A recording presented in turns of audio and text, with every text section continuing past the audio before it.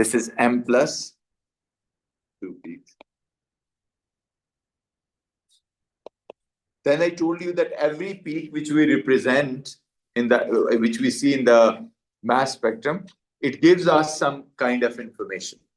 For example, the M peak gives us the information about the MR of that compound.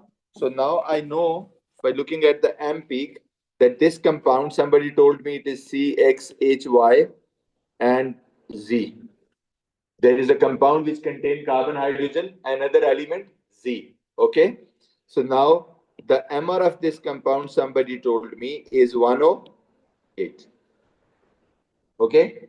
And then I know कि इस compound में carbon है, hydrogen है और साथ एक और एलिमेंट है. ठीक है. जब M और M plus 2 peak exist करती हैं तो I know that element is either chlorine or bromine. And when the M and M plus 2 peak heights are the same, then I know that the other element, carbon or hydrogen के अलावा, is what? Bromine. So I know this is CXHY और Z की जगह क्या लिख दूंगा अब मैं? Br. Right? So now I know this information that this compound CXHYBr है ये. Then if somebody give me कि इसकी height, look, if somebody told me कि ये M plus 1 peak की इतनी relative abundance है, फिर मुझे बताया गया कि जो M peak है उसकी इतनी abundance है, so I use these two values, this one and this one, and put it into a formula. N is equal to 100 over 1.1 multiplied by M plus 1 peak divided by M peak. Key abundance, okay? Abundance of M plus 1 peak and abundance of M peak. So 100 over 1.1 multiplied by M plus 1 peak कितनी है? Height, I suppose कोई एक number for the sake of argument I'm gonna put it 0.6. दूसरी कितनी है? Let's say 8.5. And when I put the values in, the answer is 2. So how many carbon atoms in this compound? 2. So up till now, what information I have drawn out of this is that कि ये जो compound है वो C2H Y और Br है. Okay. Now I told you कि इस hydrogen को भी कैसे extract कर सकते हैं? By using the MR, by using the molecular mass, right? So for example, 12 times 2 plus hydrogen की जगह x लिख देते हैं, प्लस ब्रोमीन का 79 AR होता है, इज इक्वल टू 108 कर देते हैं. ओके. सो इन सब को ऐड करेंगे, लेट्स से x की वैल्यू 5 आ जाती है. तो आई नो कि अगर हाइड्रोजन का मास 5 है तो it means one hydrogen has a mass 1. So I know कि नाउ कि जो ये कंपाउंड है ये C2H5Br है. Okay. Now I can draw the isomers of it if there are any, but as I know कि C2H5Br का कोई आइसोमर नहीं है, राइट? ये this is got it. So this is how I reach to this conclusion कि ये कौन सा कंपाउंड है और कैसे मुझे पता चला. बट अगर यहां से आगे if it would have been something, कुछ ऐसा मैं अज्यूम कर लेता हूं कि अगर ये फॉर एग्जांपल मुझे इसका, let's say for the sake of argument, अगर ये निकलता C2, for the sake of argument I say कि अगर ये कंपाउंड ऐसा होता जिसके एक से ज्यादा आइसोमर्स बन सकते होते तो फिर मेरे लिए प्रॉब्लम आ जाता कि मुझे तो नहीं पता चलता ये जो स्पेक्ट्रम है ये कौन से वाले आइसोमर का.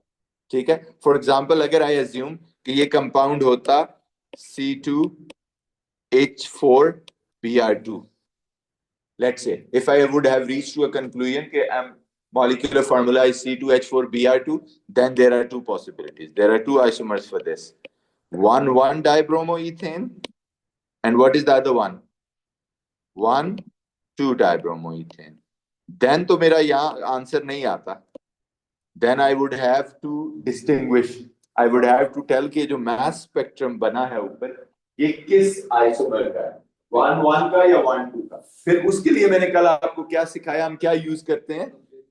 Yes, then we compare the peaks before the M peaks, ये वाली पीक्स जो कि किसकी पीक्स होती हैं, they are not different compounds, they are not impurities in this compound, they are not anything like this, ये उसी की क्या होती हैं, फ्रैगमेंट्स होती हैं.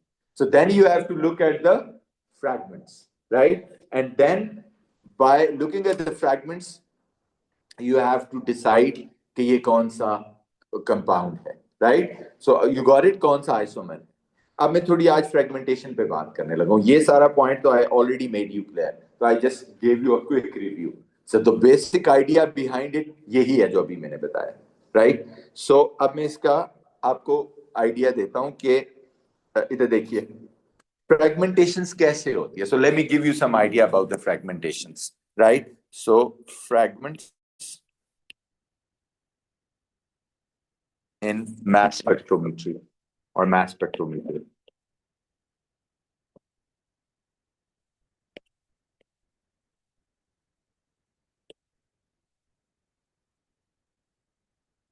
Fragments in mass spectrometer. Now, let me give you an example. Let's say this is a compound. I told you about this yesterday, but that was not in detail. Look at this.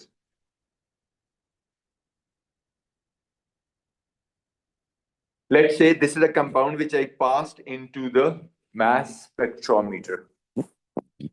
पहले तो ये समझना है mass spectrometer में fragments होते क्यों हैं. You remember I told you that there is a electron gun जो इलेक्ट्रॉन फायर करती है, शॉट करती है, जस्ट लाइक अ स्नूकर बॉल.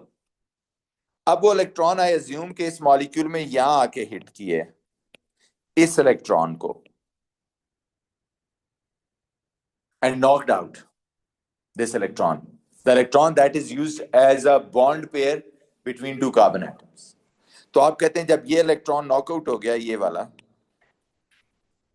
तो one electron cannot hold the bond, so bond breaks. Bond break होके ये दो अलग अलग चीजें बन जाएंगी. एक बनेगा CH3 with a positive charge. Why positive charge? Because it has lost its electron. दूसरी साइड पॉजिटिव नहीं बनेगी, वो बनेगी CH2 CH2 CH3, और इसका तो इलेक्ट्रॉन ये वाला लॉस नहीं हुआ ना, ये इसके पास ही है.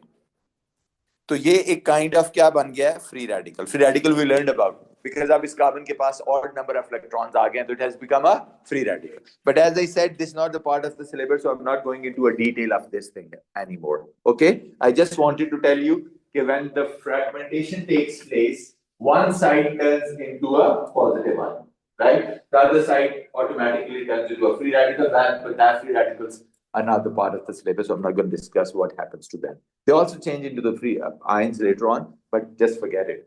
अब आप कहते हैं कि ये भी तो पॉसिबिलिटी है, the electron hits here and knocks out this electron, तो फिर क्या फ्रेगमेंट बनेगी, CH3 and CH2 positive. Okay, so the second fragment possibility is CH3 CH2 positive. If the electron hit here, फिर क्या possibility है, CH3 CH2 positive. ऐसे ही है. और अगर इलेक्ट्रॉन इस पूरे मॉलिक्यूल में से कोई एक ऐसा इलेक्ट्रॉन नॉकआउट कर देता है जो बॉन्ड होल्ड नहीं कर रहा था, तो बॉन्ड तो कोई नहीं टूटेगा, but overall the molecule is gonna get charge what, positive.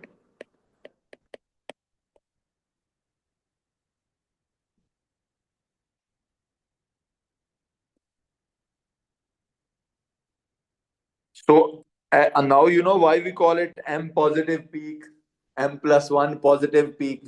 You understand? Okay, these are because of this thing. Okay, so whenever they go into the mass spectrometer, there is a electron gun that is firing electron on these molecules. So if they get off the electron from the whole molecule, this is known as molecular ion. उसकी जो peak होती है, अब आप इनके message निकालें तो सबसे बड़ा मैस किसका आ रहा है, उसी का, तो वो मॉलिक्यूलर आयन पीक होगी. इसीलिए हम कहते हैं कि एक्स एक्सिस पे जो सबसे आगे, जो सबसे बड़ी पीक, यानी जिसका एम और ई वैल्यू सबसे बड़ा होगा, वो कौन सी पीक होगी, वो मॉलिक्यूलर आयन पीक होगी. यानी this one, this is called molecular ion peak, molecular ion.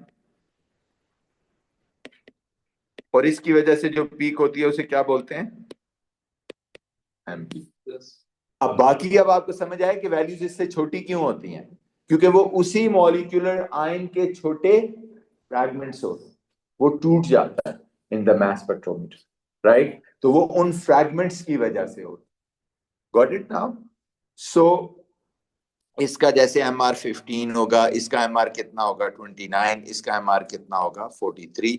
सो ये वो सारे फ्रैगमेंट्स हैं जिसकी वजह से ये मास स्पेक्ट्रोमीटर के अंदर अपेयर होता है। समझ आ रही बात? अब for example, so molecular ion peak is clear. M peak कैसे बनती है? जो भी कंपाउंड आप पास करेंगे, लेट्स से फॉर एग्जांपल मैं आपको दे देता हूं, जरा करें। एक कंपाउंड है C3H6O, राइट? अगर मैं इसको मास स्पेक्ट्रोमीटर में पास करता हूं, there are two possibilities, CH3, CH2, CHO हो सकता है, an aldehyde. It could be CH3CO, CH3, ketone. आप मुझे बताएं कि इसके कौन से पॉसिबल फ्रेगमेंट्स होंगे और फिर इन दोनों का मास स्पेक्ट्रम किस तरह का नजर आएगा? Can you tell me? First can you tell me the fragments and molecular ion peak कहां होगी, फ्रेगमेंट्स कहां होंगे? You can use the periodic table. अब जैसे ओवरऑल इस सारे पे पॉजिटिव चार्ज आ जाएगा, तो सबसे बड़ा जो मॉलिक्यूलर आयन होगा वो तो ये होगा CH3, CH2, CHO पॉजिटिव। और इसका मास क्या होगा? कार्बन कितना होता है 15, CH3 कितना होता है 15, CH2 कितना होता है 14, 15 प्लस 14 कितना हो गया 29, और 29 और CHO कितना होता है वो भी 29 होता है, तो टोटल कितना हो गया 58। तो ये आ गया 58। फिर आप कहते हैं अगर मॉलिक्यूल लेट से यहां से टूट जाता है तो कौन सी फ्रेगमेंट होगी और एक, और उसका मास कितना होगा 15। अगर यहां से टूट जाता है तो कौन सी फ्रेगमेंट होगी?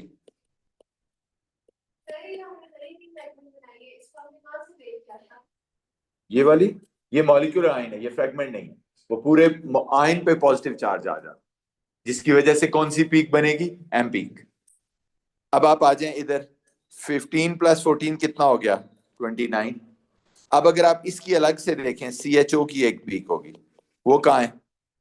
वो भी 29। तो अब अगर मैं इसका स्पेक्ट्रम बनाऊं, if I let's draw a spectrum, Chavez कहाँ कहाँ पीक होंगी?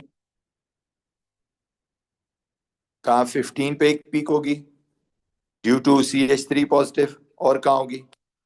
हाइट्स अभी मैं रैंडम बना रहा हूँ, 29 पे एक पीक होगी, फिर आगे और 58 पे। This is the mass spectrum of propanal, okay, जिसकी पीक कहाँ होगी 15, 29, 58।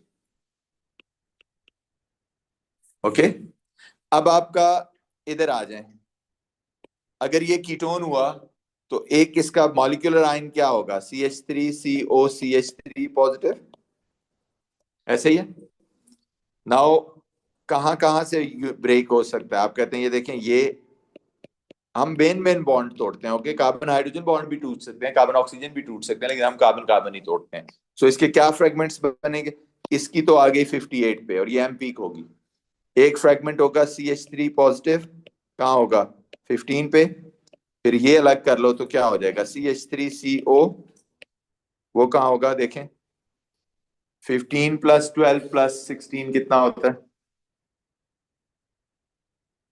Can you check with the calculator please? Sorry,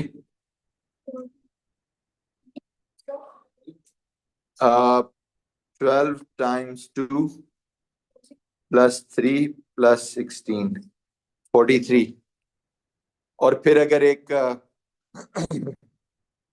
CO की हो तो वो कहाँ होगी देखें?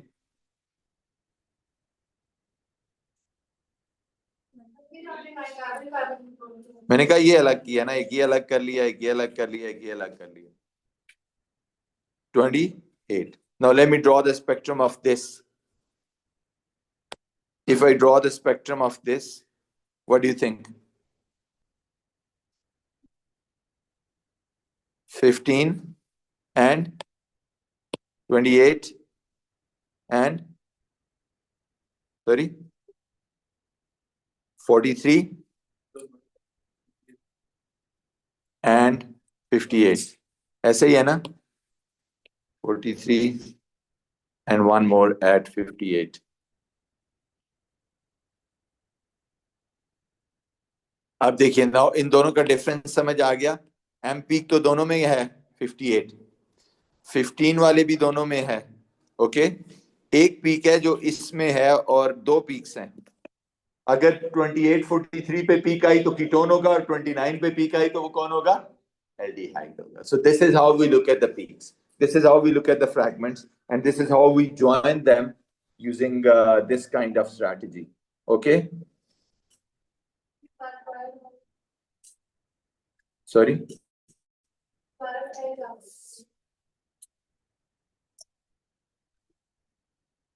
like इन सब की फ्रेगमेंट्स बनाई, उन फ्रेगमेंट्स को फिर जोड़ के एक स्पेक्ट्रम बनाया हमने दोनों के। अब अगर आपका मॉलिक MR28 आया था, MP 58 आई थी, तो हमने कहा कि ये दोनों पॉसिबिलिटीज हो सकती थी। ठीक है, इन दोनों पॉसिबिलिटीज से हमने इनके खुद से फ्रेगमेंटेशंस किए कि अच्छा हम खुद देखते हैं कि इसके पॉसिबल फ्रेगमेंट्स क्या हो सकते हैं कीटोन के। तो अगर इस तरह का इसका स्पेक्ट्रम होता तो इस तरह नजर आता कि उसकी पीक एट 15 28 43 58 होती, और अगर इस तरह का होता, अगर एल्डिहाइड होता, तो it would have molecular ion peak here, fragments here here here, दोनों को ड्रॉ किया। Now we compared these two with the original spectrum which we were given in the exam. So if that exam wala contains the peak at 28 and 43, that means that is the mass spectrum of ketone. If that contains a peak at 29 but missing at 28 and 43, so that means it would be an aldehyde. जी, we have to look for the fragmentation. ये तो बनाया तो मैंने आपको बनाने के लिए दिया है ना। जनरली तो आप फ्रेगमेंटेशन करके देख लेंगे कि यार पॉसिबल फ्रेगमेंट्स क्या बन सकते हैं। ठीक है, सो नॉर्मली ऑर्गेनिक है ना, तो इसमें आप ये समझ लें कि 15 से स्टार्ट होता है। 15 को किसका फ्रेगमेंट होता है? एक चीज नोटिस करें जो बार बार आ रहा है, CH3 पॉजिटिव, राइट। तो जब आप छोटे से शुरू करते हैं कि सबसे छोटी जो फ्रैगमेंट है वो यूजुअली CH3 ही होगी, फिर उसको ऐड करते जाएंगे, ऐड करते जाएंगे। समझ आ रही बात? तो उसमें चीजें ऐड होती जाएंगी, राइट। अब for example let me show you here.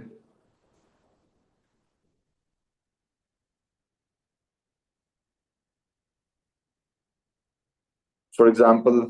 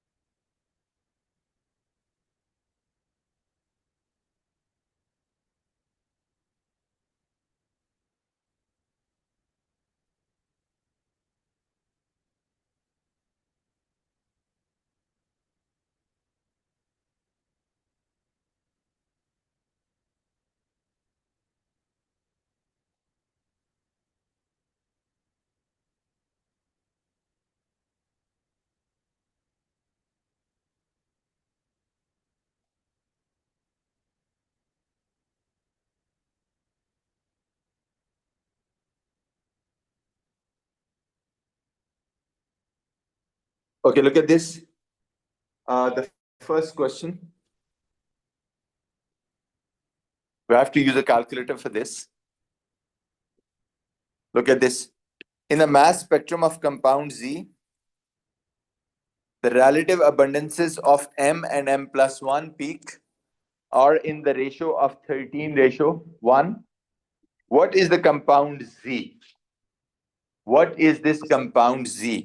Whenever M and M plus 1 peak are given, I told you yesterday कि M and M plus 1 peak का क्या यूज होता है। M M plus 2 का भी यूज बताया था, M और M plus 1 peak का। M peak का यूज अलग है।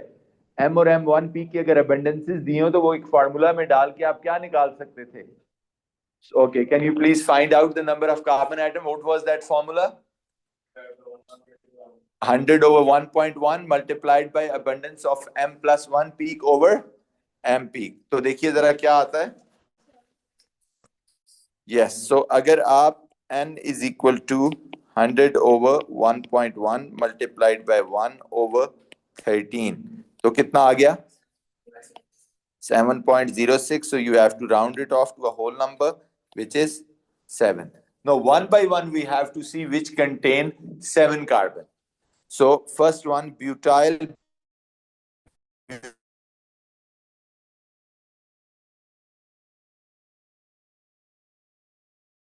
So, 8 हो गया, so I crossed. Hex 3 in. Hexane 3, hexane 3 on, sorry, my apologies. 6 crossed out.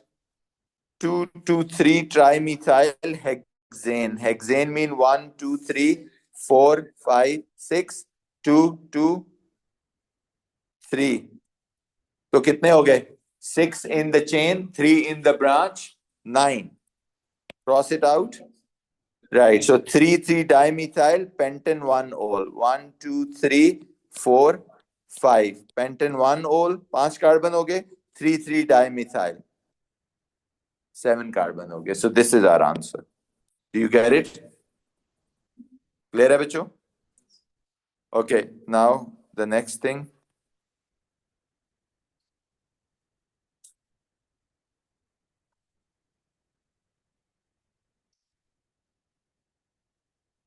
Which compound will have the mass spectrum that contains a fragment peak at m over e value 43? या बल्कि उससे पहले ये नीचे वाला नहीं, बल्कि वो तो किया हमने. Look at this one. In mass spectrum of compound J, the ratio of height of m plus 1 peak to the height of m peak is 4 to 91. Compound J forms the carboxylic acid when heated with potassium dichromate. What is compound J? First, m और m plus 1 peak दिए हो तो क्या find करना है? Yes, so 4 divided by 91. What is this? 3 point. So that is equal to 4. Now we have to see a 4 carbon must be either aldehyde or alcohol. क्यों? ये मुझे कैसे पता चला? क्योंकि उसने बताया कि इसके ऑक्सीडेशन से क्या बनता है? Carboxylic acid. तो अगर आप देखें तो 4 कार्बन है तो मस्ट बी ब्यूटेनल हो सकता है. Butanol no, propanol no, propane nitrile भी नो, बिकॉज हाइड्रोलिसिस से तो बनता है, ऑक्सीडेशन से नहीं बनता. यहाँ ऑक्सीडेशन हो रही है. So option A.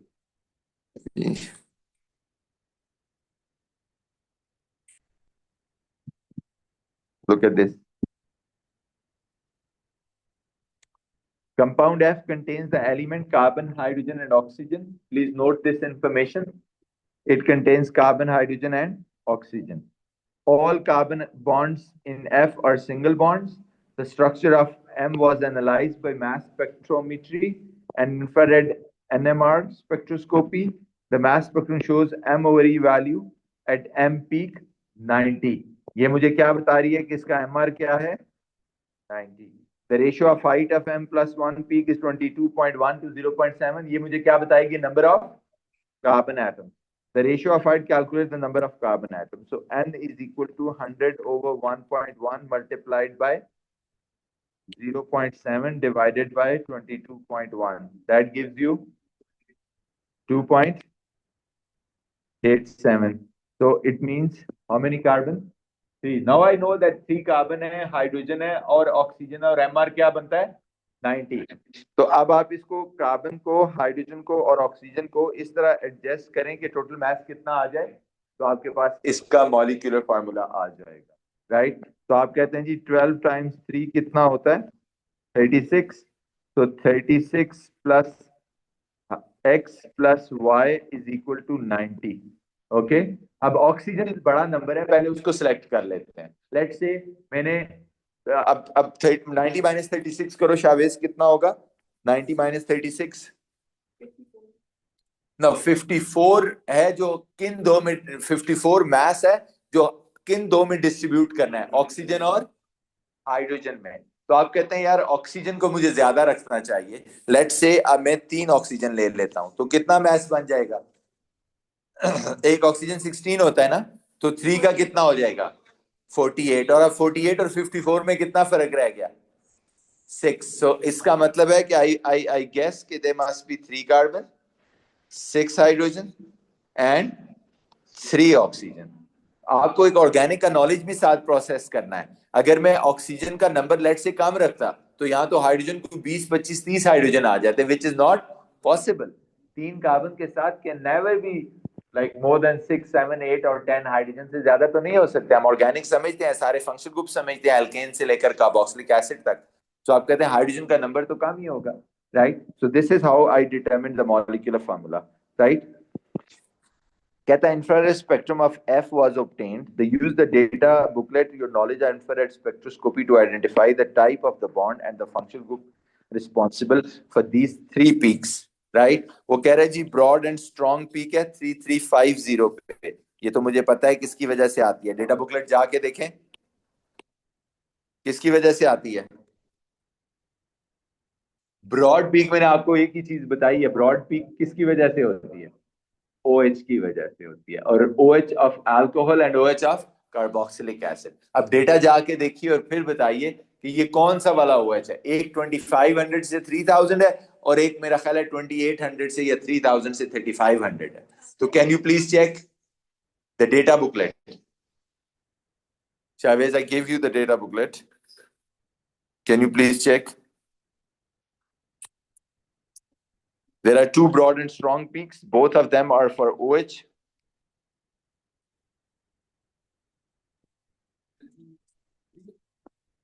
$33.50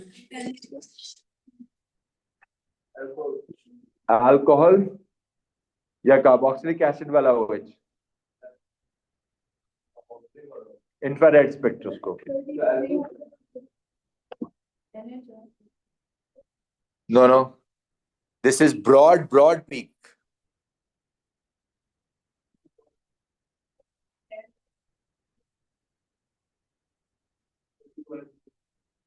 (32 से 36).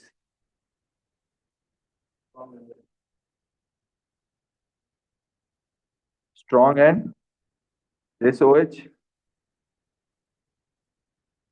or functional group is alcohol. It's not letting me write there, so I'm writing it here. दूसरी वाली जो broad and strong है वो भी OH है, but वो due to क्या है? कार्बोक्सिलिक एसिड है. और तीसरा 1725 पे strong है, वो किसकी वजह से है? C डबल बॉन्ड O, और वो एस्टर या एसिड वाला है. I know कि एसिड वाला है. Okay, now I can figure out the functional group present here. Although उसने मुझे नहीं कहा, but let me ask you. वो कहता है एक कंपाउंड है जिसका उसने बता दिया कितने मॉलिक्यूलर फार्मूला क्या है, C3H6O3. उसमें कौन से 2 फंक्शनल ग्रुप्स हैं? एक अल्कोहल है और एक क्या है? तो अगर मैं 3 कार्बन यहां बनाऊं, एक कार्बोक्सिलिक एसिड लगा दूं, और दूसरा क्या हो सकता है? अल्कोहल. तो वो OH यहां भी लग सकता है. तो या फिर मैं इसको यूं भी बना सकता हूं और वो OH यहां भी लग सकता है. तो दोनों ऑप्शन हो सकती हैं. अभी तो हमें नहीं पता, ये क्वेश्चन आगे कंटिन्यू हो रहा था एग्जाम में ओरिजिनली जहां से मैंने काटा है. तो फिर उसने अगला सवाल यही पूछा था कि ये कार्बोक्सिलिक एसिड बताएं और OH बताएं कहाँ लगा होगा एंड ऑल दैट. बट ये 2 पॉसिबल ऑप्शन है. एक को कहते हैं 2 हाइड्रोक्सी प्रोपेनोइक एसिड और 3 हाइड्रोक्सी प्रोपेनोइक एसिड. ठीक है, तो इन दोनों में से कोई भी हो सकता है. Next, T is a saturated alcohol. It was analyzed by the mass spectrometry and NMR spectroscopy.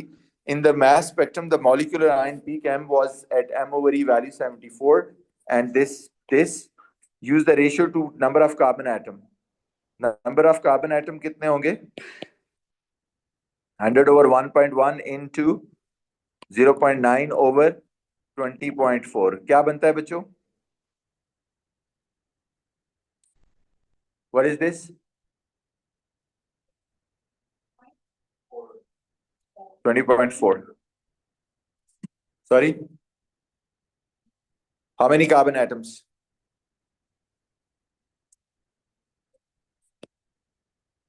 Excuse me. No.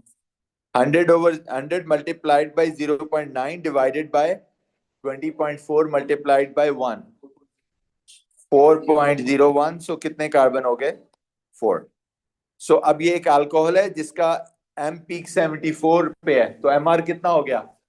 74 M R हो गया। So carbon, hydrogen and oxygen को मिला के टोटल कितना करना है? 74। ओके, जिनमें से कार्बन कितना है? 448। तो बाकी माइनस करो बच्चों, हाइड्रोजन और ऑक्सीजन कितने होंगे to make it 74? Hydrogen, no, hydrogen और ऑक्सीजन दोनों। तो वही, तो एक ऑक्सीजन ले लेते हैं 16, तो बाकी कितने रह गए? 26 में से 16 माइनस करें तो 10।